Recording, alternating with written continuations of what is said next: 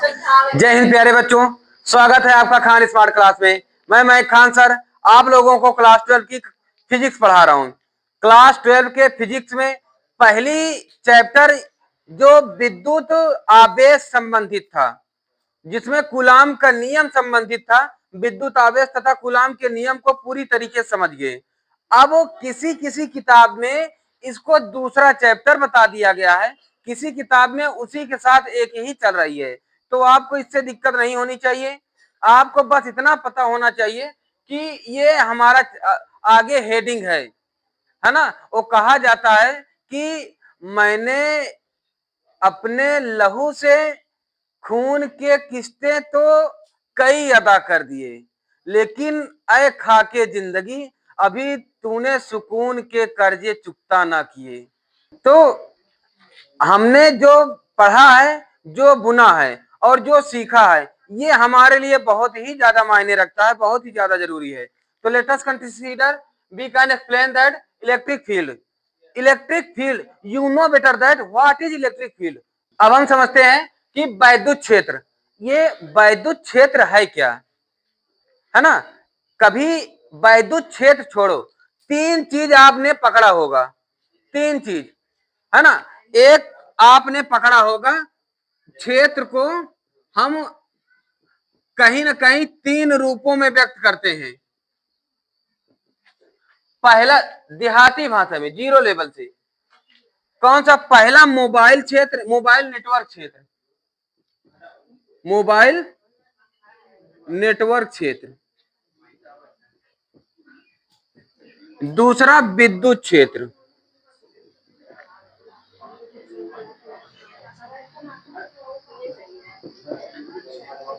अब देखो जिसके क्षेत्र के, भाई देखो अब मोबाइल है, मोबाइल आप पुटान कहाँ रखते हो?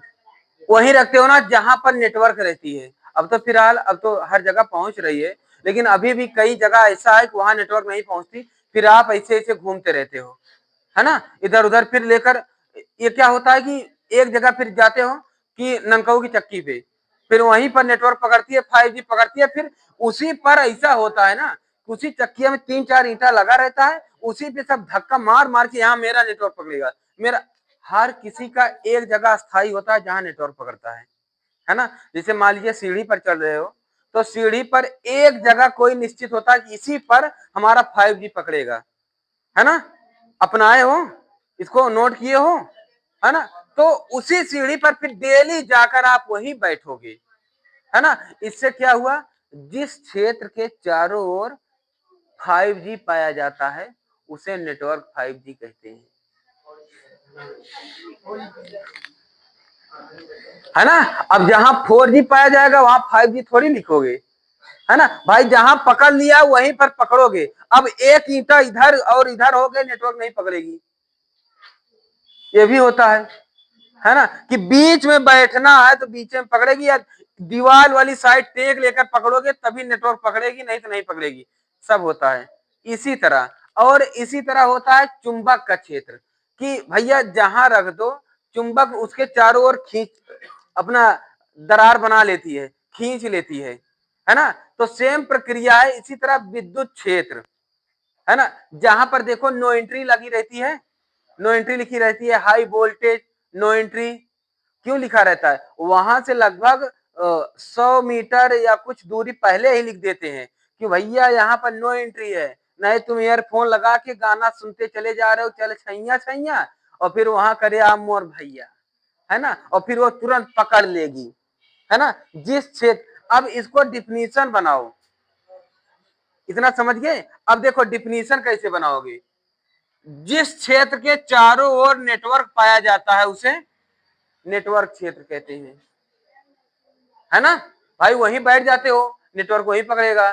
सेम कंडीशन, जिस क्षेत्र के चारों ओर विद्युत पाया जाता है उसे विद्युत क्षेत्र। क्लियर? हाँ। अब तीसरा है चुंबकीय क्षेत्र।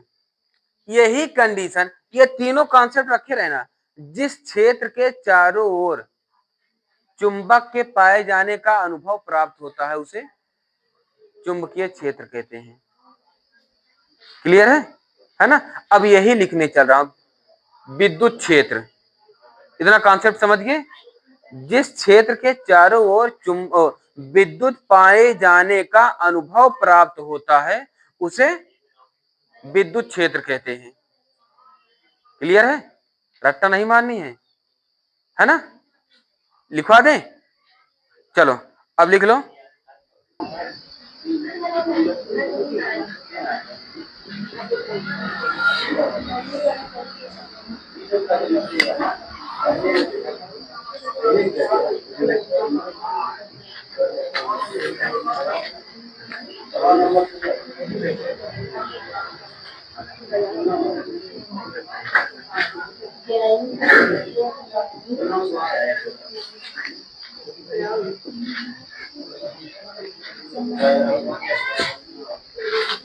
उसे विद्युत क्षेत्र कहते हैं, उसे विद्युत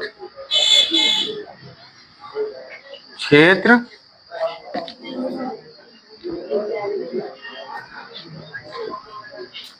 कहते हैं। क्लियर है इतनी बात। देखो अब ये तो विद्युत क्षेत्र समझ गए। पहले दो चीजें हमेशा समझना होता है। पहले जो आपका चैप्टर है, चैप्टर के बारे में पूरी तरीके से समझो। तो यानी इससे हमें ये पता चल रही है कि आगे हमें विद्युत क्षेत्र ही संबंधित पढ़ना है कि कहां कहां विद्युत क्षेत्र किस स्थान पर पाई जाएगी। ठीक है ना। और फिर उसके बाद है विभव। विभव क्या होता है? विभव वही है जो विद्युत को लाने में, जैसे मान लीजिए ट्रांसफार्मर से घर तक लाने में जो भी काम किया जा रहा है उसी काम को विद्युत विभव कहेंगे। क्या क्या काम किया जाएगा? तार बिछाया जाएगा, है ना, हाँ, खंभा लगेगी, है ना, ट्रांसफार्मर लगेगी। इन सारी कंडीशन को हम क्या कहते हैं? विद्युत विभव। विद्युत विभव को V से व्यक्त करते हैं। V इक्वल होता है W/Q0। अब Q0 क्या? वही परीक्षण आवेश, रिजल्टेंट चार्ज, है ना। तो विद्युत विभव क्या होता है कि किसी विद्युत को लाने में किया गया कार्य, W वर्क होता है ना, विद्युत को लाने में किया गया कार्य तथा परीक्षण आवेश के अनुपात को विद्युत विभव कहते हैं। ठीक है ना। अब इसी तरह विभवांतर होता है, आगे हम समझा रहे हैं कि ये किसी एक बिंदु पर, अब ये एक बात जान लेना, यहां थोड़ा एक शब्द जोड़ना है। क्या? अनंत से कोई भी विद्युत लाओगे, अनंत भाई अनंत से ही होगी, कोई जगह निश्चित नहीं है ना। अनंत से विद्युत को लाने में, विद्युत को लाने में किया गया कार्य तथा उस पे परीक्षण आवेश के अनुपात को विद्युत विभव कहते हैं। क्लियर है ना। अगर आपको नहीं इतना हो रहा है तो विद्युत को लाने में किया गया कार्य तथा परीक्षण आवेश के अनुपात को विद्युत विभव कहते हैं। अनंत से जोड़ दोगे तो अच्छी बात है। ठीक है ना। अब अनंत से विद्युत को लाने में एक बिंदु से दूसरे बिंदु तक ले जाने के लिए किए गए कार्य के अनुपात को विद्युत विभवांतर कहते हैं। तो ये हम आगे हम पढ़ेंगे। ठीक है ना। तो अब अभी हम पहले हम इलेक्ट्रिक फील्ड संबंधित पढ़ लें। तो विद्युत, देखिए विद्युत क्षेत्र क्या होता है? विद्युत क्षेत्र वही होता है जिसके चारों ओर विद्युत के पाए जाने का अनुभव प्राप्त हो। ठीक है ना। विद्युत के पाए जाने का अनुभव प्राप्त हो।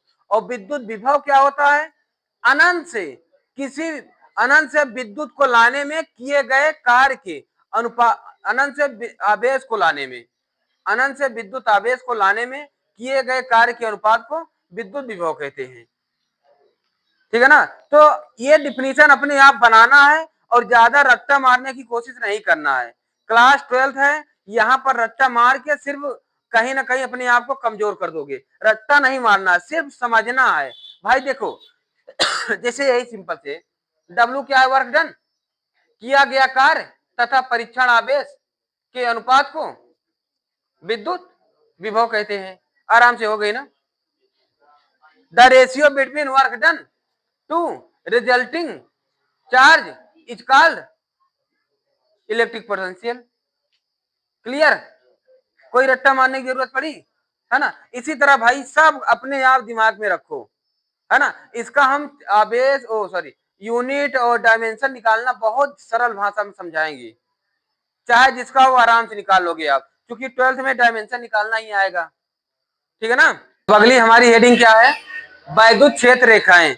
ये वैद्युत क्षेत्र रेखाएं क्या है भाई, देखो इसका एक कोई काल्पनिक दृश्य होगा कि जिसे मान लो आप कभी किसी तार के सामने या हाई वोल्टेज के सामने जब खड़े हो तो वहां एक बड़ी कंपन टाइप का होता है कि यहाँ पहुंच जाओगे तुम्हें चिपकाए न ले, है ना। ऐसा लगता है यहाँ बहुत बड़ा कोई मतलब रुकावट है वहां पर कि अगर इसके आगे जाएंगे तो पकड़ लेगी हमें। कभी महसूस किए हो, या कभी हाई वोल्टेज का तार आपके घर के बगल से गुजरा हो तो आप एक बार उसके सामने जाना और झनझनाहट की आवाज आती है, या उस तार को टच करना देखना थोड़ा ऐसा नहीं, तार को टच नहीं करना, है ना। समझ गए। तो वही बताने की कोशिश किया जा रहा है, पहले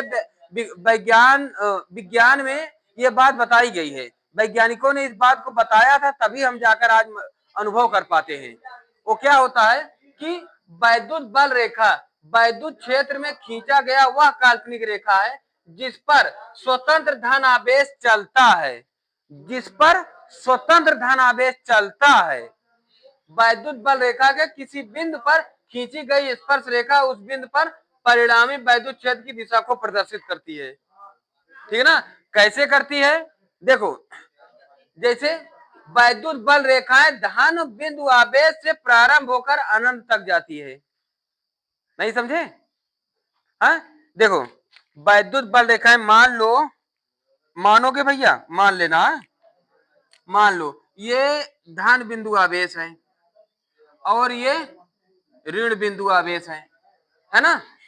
अब भैया यहां से धन बिंदु से वैद्युत क्षेत्र ये जा रही है भैया, ये जा रही है अनंत तक, ये जा रही है अनंत तक। कहां जाएगी, ये भैया अनंत तक जाएगी, ठीक है ना, ये अनंत तक चली जाएगी, ठीक है ना। और ऋण बिंदु आवेश में क्या होता है कि ऋण बिंदु अनंत से आकर ऋण बिंदु तक आती है, अनंत से चलकर आकर चाहे चलकर चाहे जिसे, है ना। तो ये होगा भैया, देखो ये अनंत की ओर जा रही है, अब ये अनंत से आएगी भैया, ये अनंत से आएगी, ये अनंत से आएगी, अनंत से आएगी, है ना। यही तो लिखा गया है इसमें, है ना। देखिए ऋण बिंदु आवेश से आकर ऋण बिंदु आवेश अनंत से आकर ऋण बिंदु तक आती है, आकर थोड़ा अच्छा नहीं लग रहा है ना, चल कर दे, अनंत से चल कर, है ना, होकर आकर, ठीक है चलो आकर ठीक है, चोकर नहीं, ठीक है ना। अब इसके बाद अगला ध्यान से समझना, तो ये क्या कह रहा है कि अब अगला दो बराबर तथा विपरीत आवेशों से उत्पन्न वैद्युत क्षेत्र में वैद्युत बल रेखाएं धन आवेश से प्रारंभ होकर ऋण आवेश पर समाप्त हो जाती है। दो बराबर तथा विपरीत आवेशों, दो बराबर भाई देखो, दो बराबर विपरीत आवेश का प्लस और माइनस यही होगा, है ना। तो दो बराबर तथा विपरीत, ये दो आवेश हम रख दे, एक प्लस और एक माइनस, है ना। अब ये क्या कह रहा है, धन आवेश से प्रारंभ होकर, तो इनको प्रारंभ कर दो धन आवेश से, धन आवेश से प्रारंभ करो, धन आवेश से ऋण आवेश पे जा रहा है ना, धन आवेश से प्रारंभ होकर ऋण आवेश पर समाप्त होती है, धन आवेश से प्रारंभ होकर ऋण आवेश पर समाप्त होती है ना। धन आवेश पर प्रारंभ होकर ऋण आवेश पर समाप्त होती है।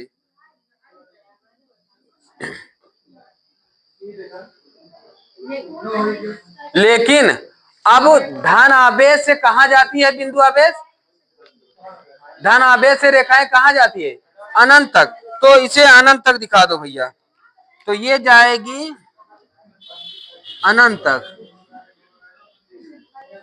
कहां तक जाए, और ये कहां से आएगी, अनंत से।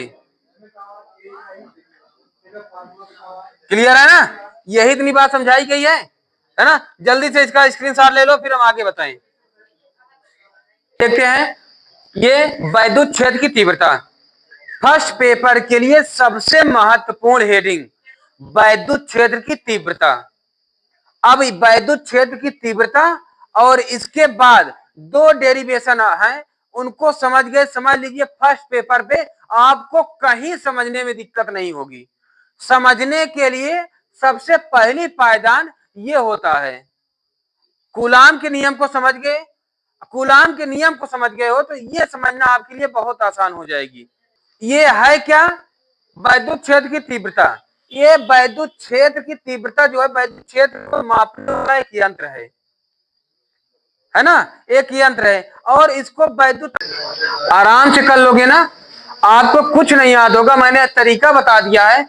ये क्या है, वैद्युत बल है ना, electric force, the ratio between electric force to resulting charge are called intensity of electric field, है ना। रट्टा मारने की कहीं जरूरत है नहीं है। वैद्युत बल तथा आवेश के अनुपात को वैद्युत क्षेत्र की तीव्रता कहते हैं। It is denoted by capital E equal F upon Q not, है ना। एक सूत्र याद कर लोगे आपके, ये दिमाग में इतना छोटा तो आ ही जाएगा, है ना। अब आपको यहाँ पर दो चीजें निकालना है, दो चीजें आती हैं, पहला डायमेंशन, यूनिट एंड डायमेंशन, है ना। तो मात्रक और इसका यूनिट यानी मात्रक, अब वैद्युत क्षेत्र की तीव्रता का मात्रक, बल का मात्रक क्या होता है, न्यूटन, आवेश का मात्रक कूलाम, है ना, न्यूटन प्रति कूलाम। इसको इस तरह लिखें, OR न्यूटन पर कूलाम ऐसे लिख दें, या ऐसे लिख दें, न्यूटन पर कूलाम, पूरा भी लिख सकते हैं, है ना, या लिख सकते हैं इसे,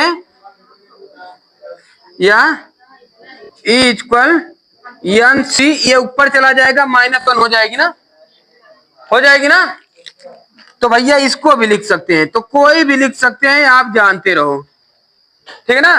ये तो मात्रक हो गई। अब बीमा इसका कैसे निकालोगे, डायमेंशन, तो ई का डायमेंशन, अब यहां एफ है, बल का मात्रक क्या, बल का बीमा क्या होता है, ML T की पावर -2, हाँ, ML T की पावर -2 अपान, क्यों का मात्रक इससे पहले वाले लेक्चर में मैंने समझा दिया था, AT होता है, कैसे, Q बराबर IT होता है ना, I का एम्पियर A और T का T, है ना। तो इसका Q का हो जाएगा AT। अब देखो ये T ऊपर जाएगा, -1 हो जाएगी, है ना, तो -1 -2 -3 हो जाएगी, एक बाकी A माइनस रहेगा ही, या इसे लिख सकते हो आप ML T की पावर -3 A की पावर -1, है ना। कोई दिक्कत, आराम से बीमा निकाल लोगे ना, है ना। एक वीडियो हम बीमा निकालने का तरीका पूरा बताने वाले हैं बहुत जल्द ही, ठीक है ना। इसका जल्दी से स्क्रीनशॉट ले लो, फिर इसके बाद बिंदु आवेश के कारण वैद्युत क्षेत्र की तीव्रता, very most important, very most important, जल्दी से स्क्रीनशॉट लो, गर्दा कर दो एकदम। चलिए बच्चों, अब देखते हैं, ये हेडिंग हमारी बहुत ही महत्वपूर्ण है, इससे संबंधित बहुत से जान लीजिए कि हो सकता है यही बोर्ड एग्जाम में ये खुद आपको 1 नंबर तो श्योर है देगा, बोर्ड एग्जाम में श्योर है 1 नंबर दे देगा किसी भी रूप में, ये जान लीजिए आपको। तो इसको बखूबी पूरी तरीके से समझना, है ना। ये क्या होता है कि बिंदु आवेश के कारण वैद्युत क्षेत्र की तीव्रता, कोई दो बिंदु आवेश है, मान लो 2 बिंदु आवेश है ना। अब इस पर कैसा बल लग रहा है, इस पर कैसी तीव्रता लग रही है, ये तीव्रता अब इसके बल पर निर्भर करेगा, है ना, तीव्रता इसके बल पर निर्भर करेगा। भाई इस पर कैसे बल लग रही है यही जानने के लिए तीव्रता निकालेंगे हम, है ना। तो तीव्रता इससे पहले वाले मैंने समझा दिया था। तीव्रता होती क्या है कि बल तथा परीक्षण आवेश के अनुपात को तीव्रता कहते हैं, है ना, विद्युत क्षेत्र की तीव्रता कहते हैं। तो वही चीज अब जानने के लिए मान लेते हैं दो बिंदु आवेश है, एक दो बिंदु को किसी भी तरह क्यू क्यू नॉट कह दो, Q1 Q2 कह दो, प्लस Q माइनस Q कह दो, जैसे आपकी जो इच्छा कहे। तो यहाँ क्यू क्यू नॉट कहने की जरूरत है, क्यू क्यू नॉट कह देते हैं, कोई दिक्कत नहीं ना, है ना। तो हम मान लेते हैं दो बिंदु आवेश क्यू क्यू नॉट जो किसी माध्यम किसी परावैद्युतांक माध्यम में रखा हुआ है। कोई आवेश है जो परावैद्युतांक यानी वायु में रखा हुआ है ना, जिनके बीच की दूरी r तथा इस परीक्षण आवेश पर लगने वाला बल F है, ठीक है ना। तो हम इसे कूलाम के नियम से आराम से निकाल लेते हैं, है ना। तो यही चीज मैंने लिख दिया है, माना कोई आवेश क्यों एक ऐसे माध्यम में रखा हुआ है जिसका परावैद्युतांक k है, ठीक है ना। माना क्यों इक्वल बिंदु आवेश, इस तरह थोड़ा लिख लेने से सरल हो जाती है आपको। बिंदु आवेश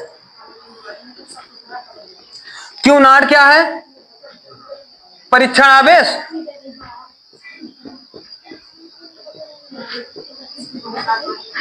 रिजल्टिंग चार्ज या टेस्टिंग चार्ज, है ना, परीक्षण आवेश। आर क्या है, दोनों आवेशों के बीच की दूरी, दोनों जलन होता है, दोनों आवेशों के बीच की दूरी। यह क्या है, परीक्षण आवेश पर लगने वाला बल, परीक्षण आवेश पर बल।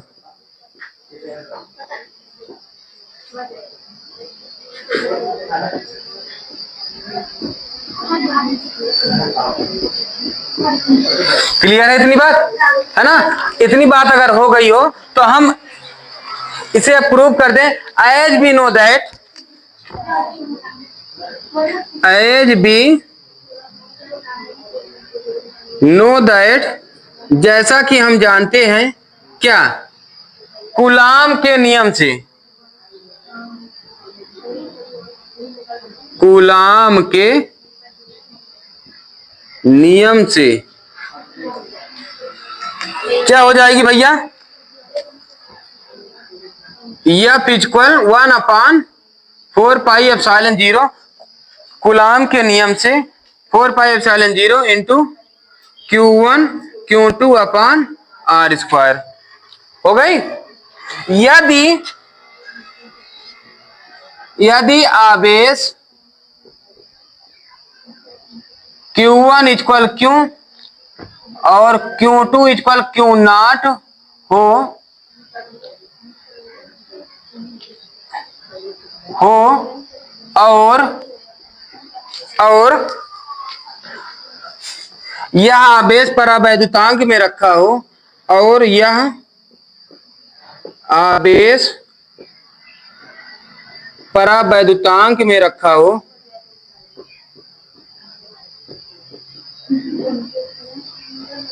वैद्युतांक में रखा हो, तो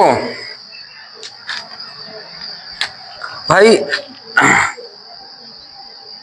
तो क्या होगा, इसी Q1 Q2 के स्थान पर Q नॉट हो जाएगी, है ना। परावैद्युतांक में है, कूलाम के नियम में ही बता दिया था, यहीं पर K लिख दोगे। हालांकि ये K वायु में है, फिर K इक्वल एक लाइन लिखने के बाद हम K इक्वल 1 दिखा के फिर हटा लेंगे, लेकिन दिखाओगे क्योंकि परावैद्युतांक में आप दिखा रहे हो, परावैद्युतांक वायु में है तो इसका मान एक ही होगा, है ना। तो बस यही कर देते हैं। तो F equal 1/4πε0 K into Q not upon R square, equation number first. कोई दिक्कत, अगेन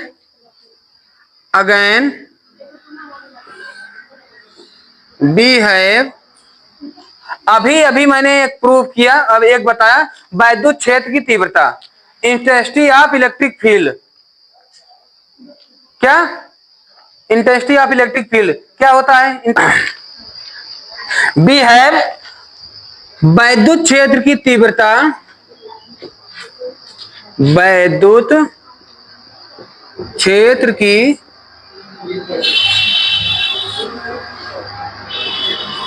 तीव्रता, थर्ड गेन,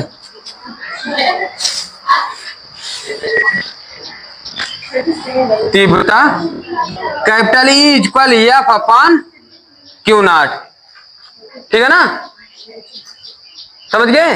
अब यहां से क्या होगा, एफ इक्वल क्या कर लोगे, F equal E Q not, equation number second. समीकरण 2 से एफ का मान समीकरण 1 में रखने पर,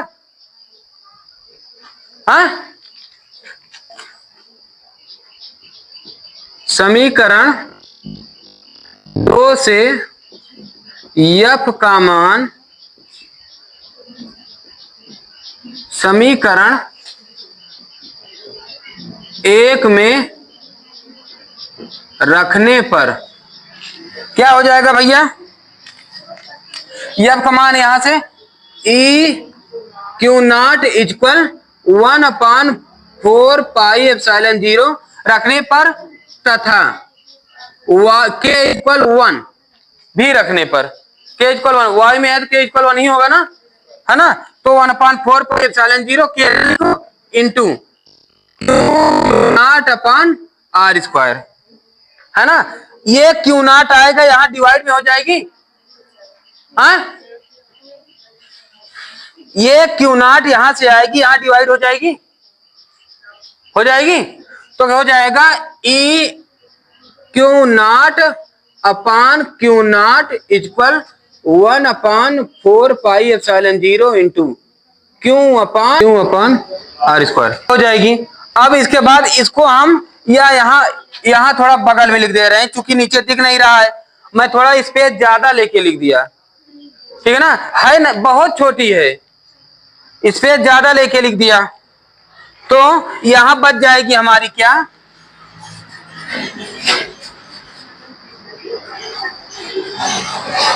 कहां लिख दें,